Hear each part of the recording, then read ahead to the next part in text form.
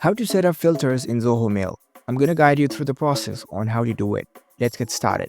First of all, on your phone, head over to your preferred web browser. On your browser, navigate to the Zoho Mail website. After you're in the website, make sure that you are logged in with your account. Once you are logged in, you will see this kind of web interface. Next up, you need to turn on the desktop site mode. Enable this desktop site on your browser. You will be able to see the interface like this. Now in the top right corner over here, you can see the settings icon. Tap on it. It will open up the settings menu like this. Now scroll down and here you can see the filters option. Tap on it. Now from here you can set up the filters.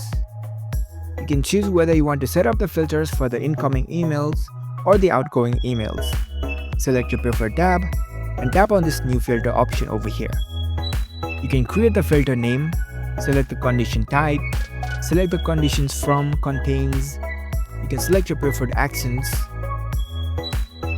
Once you are done setting up the filters, scroll down and here you can see the save button. You can tap on save, and that's how we can easily set up a filter in Zoho Mail. If you found this video helpful, don't forget to give this video a thumbs up and subscribe to our channel for more tech tips. Thank you for watching.